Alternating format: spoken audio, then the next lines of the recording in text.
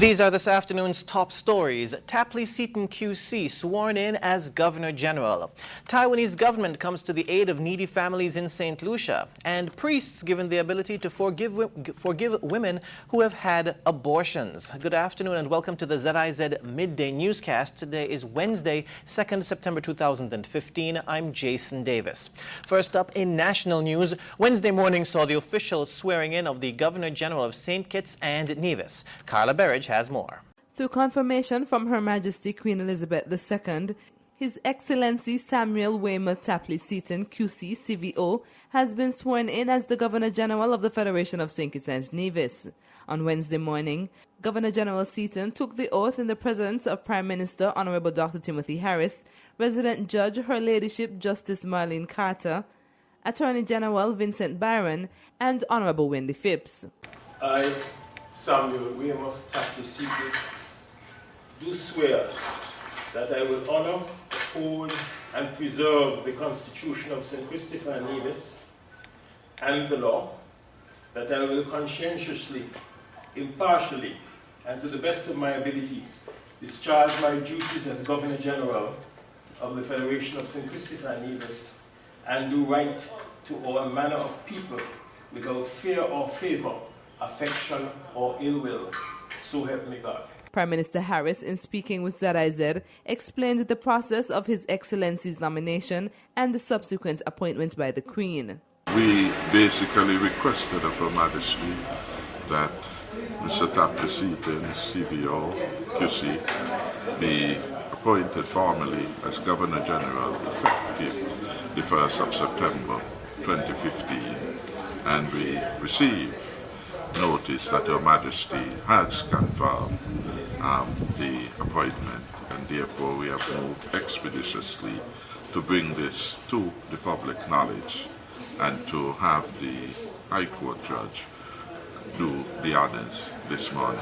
The Prime Minister further expressed his delight in the appointment. We are grateful that Her Majesty has seen it fit to accept the nomination, and it is indeed a great pleasure that the office of the Governor General is now being substantively held by one of our most respected son of the soil. His Excellency S.W. Tapley Seton, QC, CVO, was acting Governor General since May 2015. For ZIZ News, I'm Carla Berridge. This morning after 8 o'clock, the Fire and Rescue Services Department and other emergency services responded to a report of an incident in the Buckleys area where an individual reportedly fell into a deep hole. Fire Chief Everett O'Garrow confirmed that 59-year-old Cecil Maynard was extracted from the hole, which was being prepared for a septic tank on a construction site. Fire and rescue officers descended into the hole, stabilized Maynard, who was unable to move his arms and legs, and removed him using specialized rescue equipment. The fire chief says he suspects spinal injury. The 59-year-old Maynard was handed over to the Emergency Medical Services and transported to the JNF General Hospital. In other news, the Federation's teachers are being encouraged to nurture the creativity of their students in their care. The advice came from Dr. Martha Cheney, who, while addressing the Ministry of Education's summer workshop, said the enhancement of creativity is essential for growth. A significant body of research suggests that children's academic performance, including critical and creative thinking, is enhanced by instruction in the arts. Why is this so? The arts support higher levels of motivation and persistence because they promote the expression of the individual experience and imagination. And the arts open an important avenue for the exploration of truth and beauty, an essentially human quest. The arts are not an extra or an option. Opportunities for aesthetic expression help to give children self-confidence and a consciousness of the world and their place in it. Dr. Cheney reminded the teachers of the importance of nurturing relationships in schools. Our ultimate purpose is the nurturing and growth of our human children. If we honor their uniqueness, surround them with warm, nurturing, and respectful relationships, Make room for their imaginations to take flight, and encourage them to seek and express truth and beauty. We will not go too far wrong. The summer workshop is an annual event hosted for teachers of all levels. It ends on the 3rd of September. Regionally, the government of Taiwan, through the St. Lucia government, has donated several items to needy persons and families. The charitable goods include 362 boxes of household and personal items, which carried an estimated cost of $70,000. The items include shoes, luggage, clothes, bags, and school supplies. More in this report. The provision of social protection is considered an investment in the people of various countries around the region. Over the past few months, this country has been plagued with a number of fires, which left several persons homeless. Responding to the government's call for assistance was the Republic of China on Taiwan through the Simple Help Foundation, who on Thursday, August 20th, 2015, made a large donation of items to the government of St. Lucia. After receiving the donation, Prime Minister Honorable Kennedy Anthony handed the items over to the Ministry of Social Transformation for distribution. Honorable Harold Dalso said that this gesture is in keeping with the mandate of his ministry, and he will ensure that these items are delivered to the fire victims, the vulnerable, and persons with disability. These items, as far as we are concerned, will be distributed in a very well-organized manner and well-targeted manner. We are very much aware that in the recent past, a number of persons have suffered from severe fires, in the past, especially in Vieux-Fort and other places in St. Lucia. We are going to be making those persons priority as the recipients for some of those items. In addition to that, we are targeting our poor persons and those persons who we have on our vulnerability list. The charitable goods include 362 boxes of household and personal items with an estimated cost of US $70,000. The donated items ranged from shoes, luggage, clothes, bags, school supplies, etc. Ambassador of the Republic of China on Taiwan to St. Lucia, His Excellency James Chang, described the Simple Help Foundation.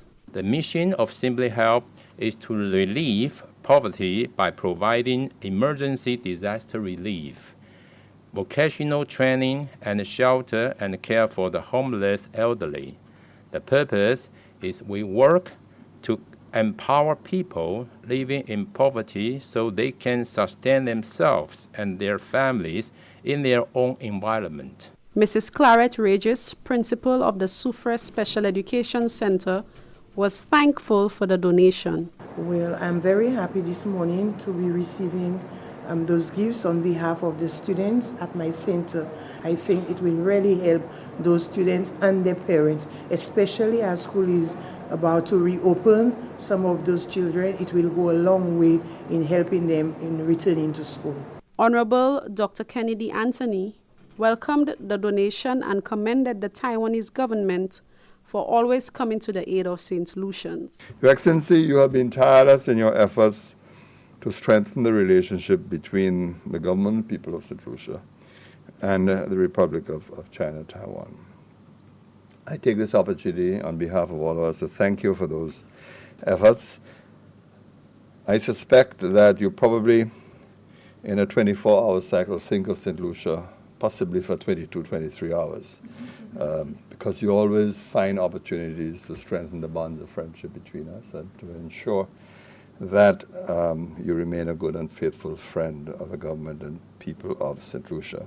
Simple Help Foundation is a Taiwanese non-profit-based organization in the United States. Their donation was facilitated by the Ambassador, His Excellency James Chang. From the Ministry of Social Transformation, Local Government and Community Empowerment, I am Lavon Verdant. Still in St. Lucia, several people are without a roof over their heads after a raging fire in Dennery destroyed their home. The blaze transpired at about 10 a.m. in Belmont, Dennery. The property owner, identified as William O'Culey, was reportedly not at home when the fire swept through the house. Yon wè nom wè so yish mwen ki wè vini kouye mwen so wè tap mwen wè sa wè sa vini wè mwen So we whole kai was a ja was a bully plat way. Way also was a moment panitan was a tia so paid it to by more. However, 5 of his children, among them a 4-month-old baby, were in the house. However, they managed to escape unscathed. The entire structure and contents were completely destroyed by fire, leaving 8 persons homeless. Cause of the fire is under investigation by the fire service of the police department. The house was reportedly engulfed in flames when firefighters arrived on the scene. The family is receiving temporary shelter at a nearby preschool. Authorities are investigating. Internationally, On Demand News' Asana Greenstreet reports that Pope Francis will give all priests discretion to formally forgive women who have had abortions during the Roman Catholic Church's Holy Year. Until now, women who had abortions were automatically excommunicated from the Catholic Church.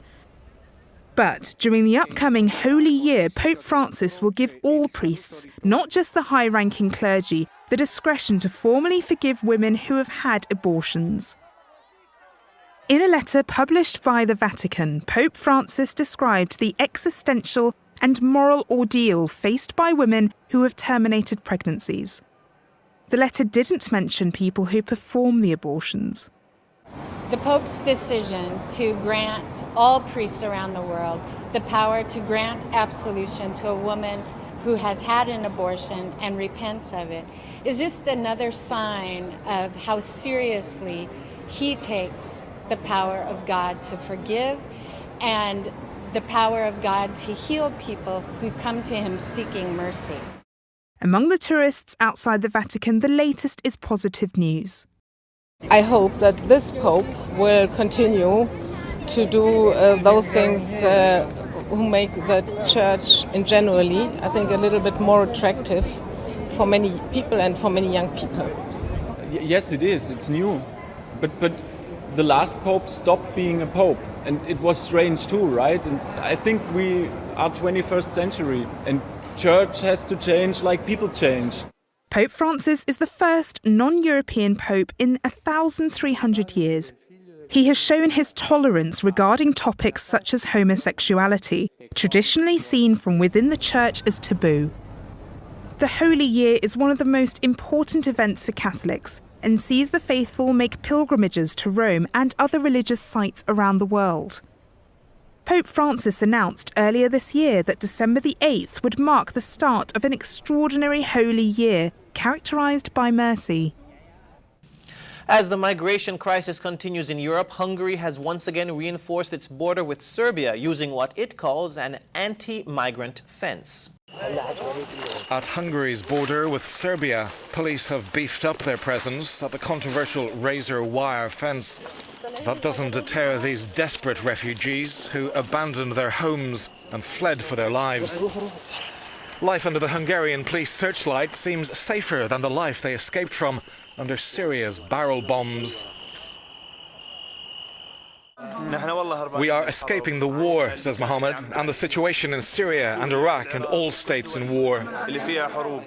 Ahmed from Syria points out that nobody wants to come to Europe. They'd rather stay in their own country. These people are determined to push through Hungary and Austria and into Germany. They have absolutely nothing to lose.